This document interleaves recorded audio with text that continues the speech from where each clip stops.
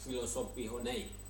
Jadi Honai ini biasanya dibangun dalam bentuk melingkar, dan bentuk melingkar ini menggambarkan rantai atau tali persatuan orang asli Papua dan khususnya di suku Dani. Kemudian tidak membelakangi orang lain, duduk semua orang setara dan terhormat dan saling berhadapan, karena saat duduk di Honai itu akan semua melingkar di tungku api.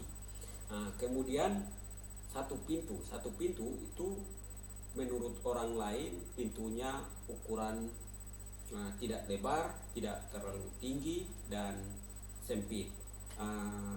Tapi ada hal yang harus kamu perlu ketahui, bahwa di Papua Honai itu hanya satu pintu. Ini menggambarkan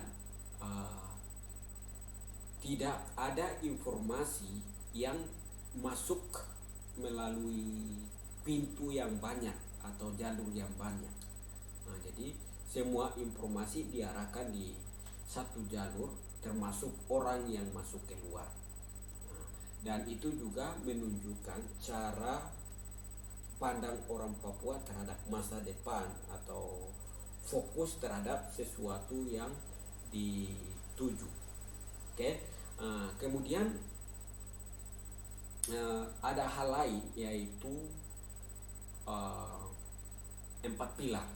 Jadi Honai itu ada yang 1 pilar, ada yang 2, ada yang 4. Tapi lebih banyak itu 4. Fungsi dari pilar ini, fungsi utamanya sebagai scaffolding atau penahan berat bangunan.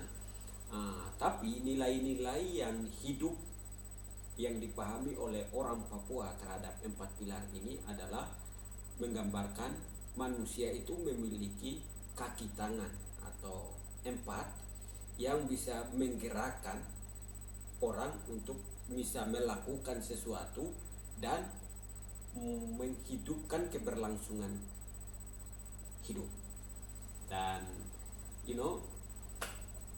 karena kalau orang tidak kerja, orang tidak bergerak, orang tidak melangkah, maka sesuatu itu tidak akan jatuh dari langit begitu saja, atau tidak akan datang begitu saja, atau kita bilangnya sulap. Kemudian ada tungku di dalam.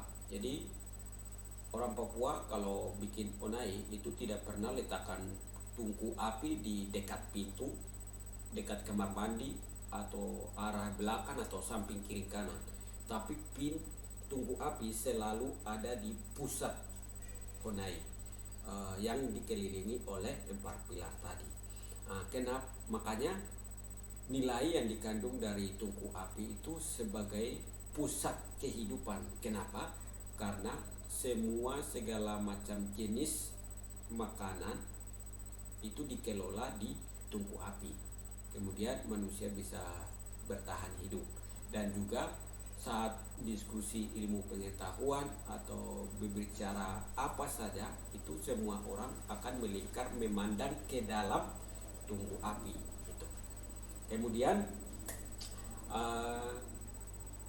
keluar masuk dari pintu tadi yang menurut orang lain itu ukurannya pendek dan tidak lebar.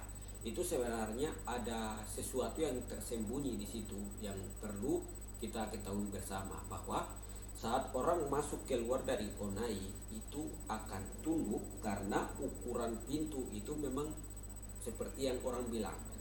Tapi di sisi positifnya itu membentuk karakter atau kebiasaan orang asli Papua menghormati dan respect kepada orang lain. Kenapa? Kamu bisa cek misalkan di mahasiswa di kota studi mana saja, dan saat mereka ketemu orang baru atau orang lain, selain sapaan senyum, pasti mereka akan puan tangan atau senyum respect. Oke, let's go. Kemudian dari bentuk-bentuk atau nilai-nilai yang saya sedang jelaskan ini bisa memberikan suatu kepahaman orang asli Papua itu adalah paham komunal. Komunal ini kenapa komunal? Karena sikap atau kebiasaan orang Papua itu satu milik semua, semua milik satu. Artinya saya punya uang 5.000, beberapa teman akan pergi beli air dan air itu untuk kita semua. Atau kalau misalkan konteks di Papua, maka satu pohon pisang yang akan berbuah itu untuk satu lokasi, atau satu lahan besar kebun itu untuk satu suku. Nah, itu sesuatu yang positif luar biasa dan orang lain harus perlu belajar dari hal ini. Jangan angkat Papua itu isu-isu yang tidak benar yang dimainkan oleh bin militer. Jadi jangan selalu pandang Papua itu dari sudut pandang kayak seperti yang saya bilang. Jadi ada hal-hal positif yang bisa kita angkat dan ini adalah salah satu. Oke. Kemudian Onai salah satu fungsi utamanya adalah sebagai tempat atau rumah, dan yang kedua sebagai tempat aset. Jadi alat kerja, alat tidur, alat perang, dan semua aset itu disimpan di dalam Honai. Jadi Honai juga sudah sekaligus berperan sebagai gudang. Kalau kita lihat rumah sehat atau bangunan modern bahkan pasti punya gudang sendiri kayak gitu. Kemudian Honai ini juga tempat pendidikan. Jadi pendidikan itu dilakukan secara inisiasi. Inisiasi yang saya maksud adalah hanya baku kasih tahu, cerita lewat cerita, kemudian lewat sebagai nasihat, dan itu diturunkan dari leluhur sampai sekarang masih berlaku. Walaupun waktu dulu sana sebelum Injil masuk di tanah Papua pada tahun 1855 itu orang Papua belum bisa menulis dan membaca. Kemudian Honai juga sebagai tempat secret ya. Kalau di pemerintahan kita bilang kantor bupati, gubernur, istana. Tapi bagi orang Papua, Honai itu salah satu adalah kunu atau sekretariat orang asli Papua. Di sana sebagai tempat di mana orang-orang Papua mengembangkan ide-ide kreatif, bicarakan bagaimana buka lahan baru supaya ekonomi terus berputar, bagaimana bisa mengalahkan musuh, bicarakan strategi, membuat alat perang dan sebagainya.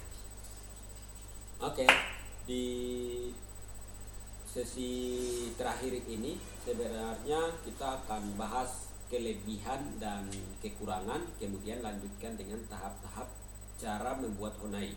Tapi jangan khawatir karena saya sudah menuliskannya di blog, linknya ada di deskripsi, silakan Anda cek.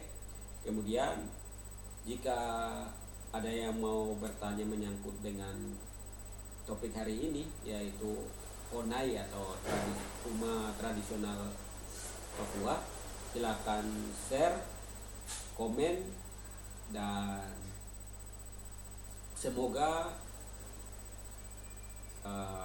share hari ini menjadi bermanfaat dan menambah informasi baru bagi Anda yang bukan orang asli Papua, dan bagi kamu yang orang asli Papua, kalau saya ada kikis sedikit atau kurang silakan tambah di kolom komentar.